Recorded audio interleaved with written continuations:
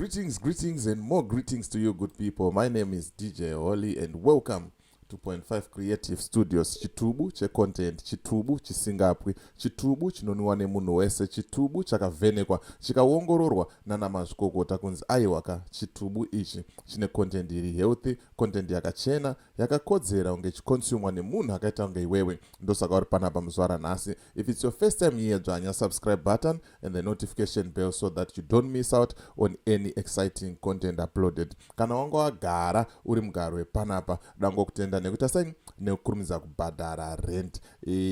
Ndamboita video remaWarriors vakomana vachipopota, ndikazosenderawo link neumwe munhu zikanzi ndaunoona zviriitika paIRR apa.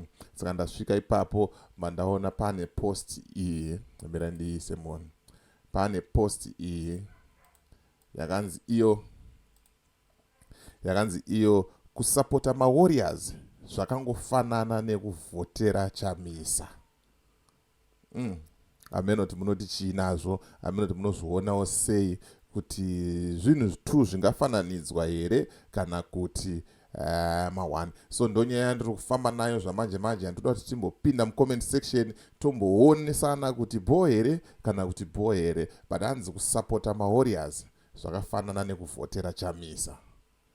Handisi kuziva hangu kuti vangaida kuedza kunyasorevei ipapo, but ndozviripo chi zvamanje manje handitika. Saka tisati tapinda mucomment section, tisati tataura nyaya yedu zvizere, ndikuti kana une business raunaro rauda kushambadzirwa, ndibate. Namba dzangu ndidzodzi dziri kubuda pascreen. Kana une nyaya yaunayo yauda kuti ndifambire, ndibate futi pasame number ipapo handitika.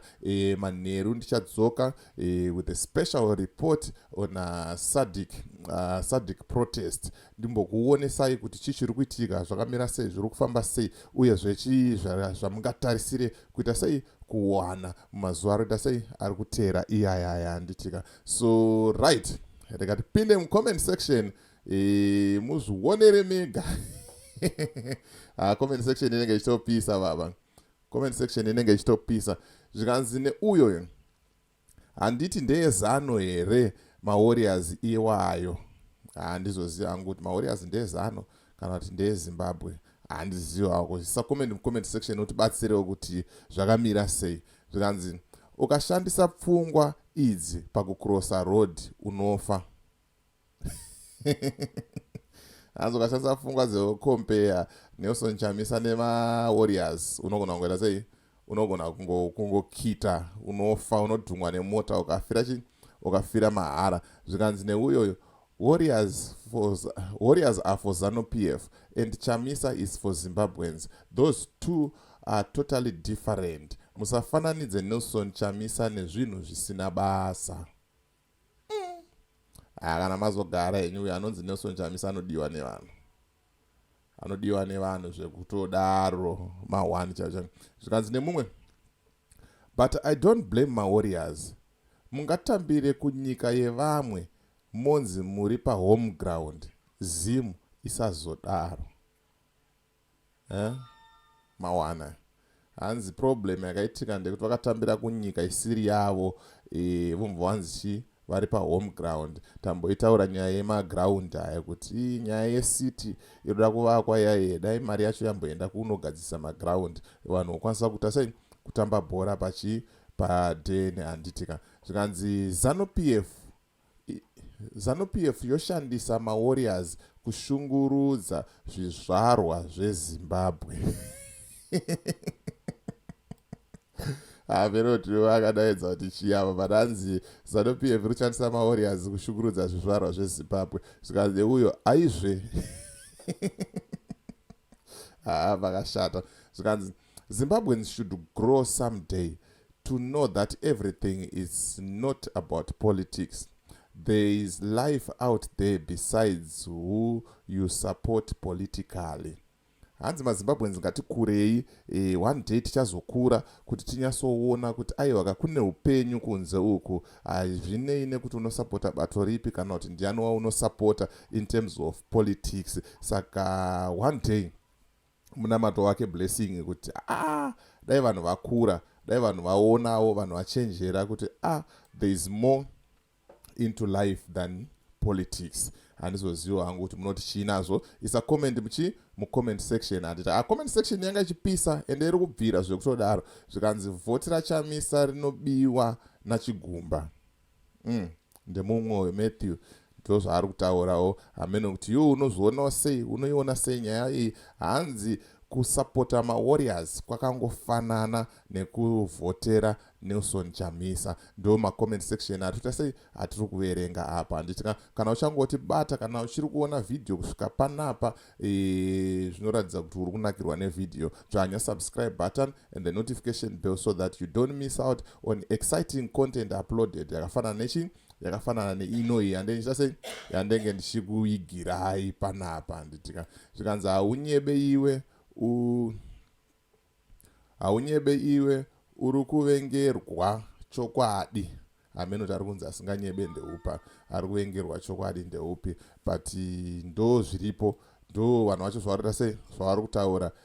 Mamwe macomments aya akaita seaya handitaura aya anonyadzisira, tosiyana nawo tomhanya. Tingotsvagawo 2 3 4 pazasi apo tingoverenga then tataita sei tomba tanhingirikina. Zvikanzi neuyo I blame Mama V. Ameno vaita sei asi vaisimbisa maWarriors zvekudaro kana. maWarriors asi team yekusupporta unoita BP. Ma1. Zvikanzi chiko chaanenge achinyora wanga wasanyore zvinhu zvisiri. Zvikanzi but maWarriors anobirirwa here. Aiwa maWarriors haana kubirirwa apa, akarohwa free and fair baba. Akarohwa free and fair. Saka zvari kuedza kutsanangura kuti aiwa Chamisa vhoti yakanzi inobirirwa nachigumba, maWarriors haita seabirirwe. Saka tifanira kukompea zvinhu zviri izvozvo zviri 2. Ndo maonero ake, ndo mafungiro ake iyayo. Handitika zvikanzi tsvage macomment mamwe anenge ari a little bit interesting, kwete mamwe aya vanhu varungotaura. Hanzi Chamisa apinda papi. Vanhu vanenge vasingade. Avakomana vamuona kutukana kuri kuita vanhu mucomment section uko. Apa bude chakanaka. Aiwa macomments mamwe acho akunyanyoita zvisiri zva. Zvikanzi meaning kuti referee wekuLesotho Zek I see uri right. Hanzi uri right munyori. Asi Zek referee wekuLesotho iZek akabirira. It wasn't free and fair. Pakashata. Aiwa ndizvozvo ndo macomments aya mamaona ega. Zvikanzi maWarriors haana kubirirwa. Zvikanzi gudo remunhu.